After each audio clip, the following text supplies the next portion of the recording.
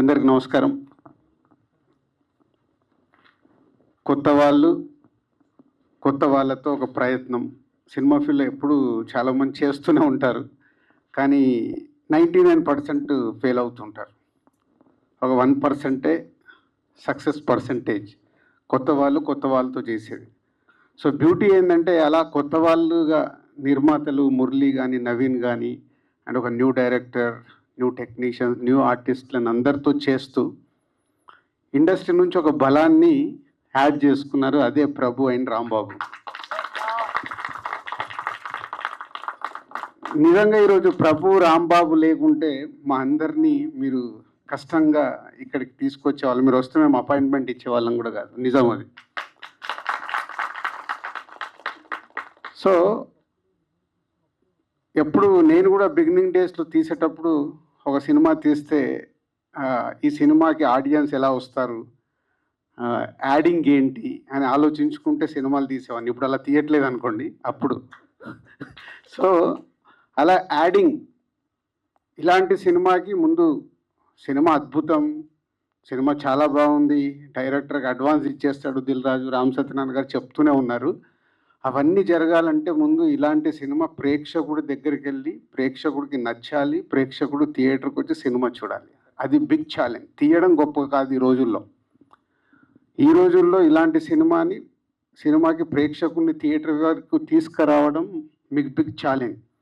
So, lucky ఇందాక చూసిన song కానీ, ట్రైలర్ కానీ చాలా ఇంట్రెస్టింగ్‌గా ఉన్నాయి. Good concept. అంటే ఇది ఒక మేము తీసిన బలగం కావచ్చు, మొన్న కమిటీ కుర్రాలు కావచ్చు, ఇలాంటి సినిమాలన్నీ ప్రేక్షకుల దగ్గరికి వెళ్ళటానికి స్లో రిలీజ్ అయిన తర్వాత మౌత్ టాక్ ద్వారా మీడియా మిత్రులు మంచి రివ్యూలు ఇస్తే చూడాలని ఇంట్రెస్ట్ క్రియేట్ చేస్తే కానీ ఈరోజు ప్రేక్షకులు థియేటర్కి రావట్లేదు. వాళ్ళని కూడా మేమే చెడగొట్టాంలేండి. మీ ఇంట్లోనే కూర్చోండి 4 వారాలలో మేమే ఓటీటీలో మీకు సినిమా చేస్తామని రాకుండా చేసుకున్నాము. కాబట్టి ఇలాంటి సినిమాలకి రాంబాబు, ప్రభు నాకు చాలా ఇంట్రెస్టింగ్ ఉంది. మా సినిమాలకు మీరు రివ్యూలు రాస్తారు. ఇప్పుడు మీ సినిమా 23 రోజులు నేను చూసి నేను రివ్యూ రాయాలి. నేను ఇందాక చెప్పింది అదే సార్. వీళ్ళకి ఇద్దరు 2 రకాల ప్రేక్షకులు ఉంటారు. నేను పాజిటివ్గా చెప్తున్నాను, నెగిటివ్గా. అంటే నేను రాంబాబు గారు అండ్ ప్రభు గారు వచ్చి నన్ను ఇన్వైట్ చేసినప్పుడు నాకు అంటే ప్రభు గారు రెగ్యులర్గా కలుస్తుంటారు, రాంబాబు గారు కేబీఆర్ వాక్లో కలుస్తుంటారు, అప్పుడప్పుడు పిలిచి మాట్లాడుతుంటాను. అలాగే సరే ఇట్లా ఒక చిన్న సినిమాకి ఎగ్జిక్యూటివ్ ప్రొడ్యూసర్గా చేస్తానని చెప్పడం జరిగింది. అంటే మీరు ఇన్ని రోజులు ఒక సినిమాని చూసి ఇక్కడే ప్రేక్షకుల్లా కూర్చి బయటకు వచ్చి ఆ సినిమాని అనాలిసిస్ చేసి రివ్యూలు రాస్తారు. నేను ఎప్పుడు చాలా మీటింగ్లలో రివ్యూస్ రాసే వాళ్ళని అడుగుతుంటాను, స్క్రిప్ట్ ఇస్తాను మీరు చెప్పగలుగుతారా అని. నిజంగా ఇప్పుడు ఆ ఎగ్జైట్మెంట్ ఉంది నాకు. మీరు తీశారు కాబట్టి, మీరు దీంట్లో పార్ట్ అయ్యారు కాబట్టి, ఇప్పటి వరకు చూస్తుంటే కాంటెంట్ చాలా పాజిటివ్గా ఉంది. ఇంతమంది కొత్త వాళ్ళ వెనకాల మీరుండి కంప్లీట్ చేశారు కాబట్టి చూడాలి.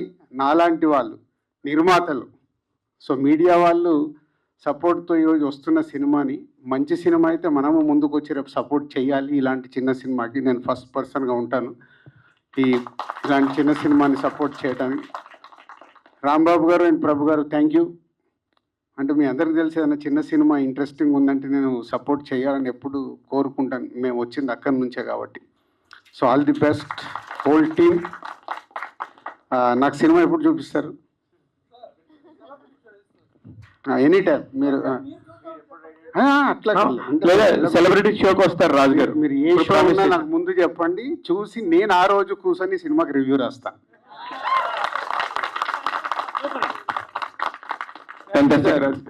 రివ్యూవర్స్ సినిమాకి రివ్యూ రాస్తామని చెప్పేసి దిల్ రాజు గారు చెప్పడం రియల్లీ ఫీలింగ్.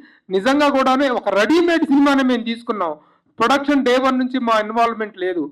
మొత్తం సినిమా అయిపోయిన తర్వాత ప్లగ్ అండ్ ప్లేగా ఉన్నటువంటి దశలో మేము తీసుకొని సినిమాలో ఉన్నటువంటి గుడ్ కంటెంట్ని మేము స్మెల్ చేయగలిగాము. అందువల్ల చేసాం తప్ప లోపలోపాలు ఏమైనా ఉంటే కూడాను. ఆయన రామ్ సత్యనారాయణ గారు మీరు 4 సార్లు చెప్పారు దిల్ రాజు గారు అడ్వాన్స్ ఇస్తారని. నేను అలా ఎప్పుడు అడ్వాన్స్లు ఇవ్వనండి. మీకు ఒక క్లారిటీ కొత్త వాళ్ళకి ఇస్తా.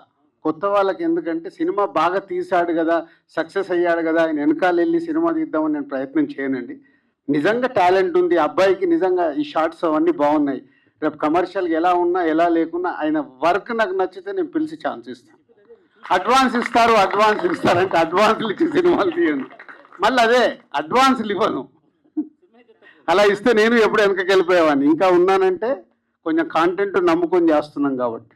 సార్ దిల్ రాజు గారు రాజు గారి ఆశీస్సులే అడ్వాన్సులు, అంతకు మించి ఉన్న ఆయన అభినందనలే అడ్వాన్సులు.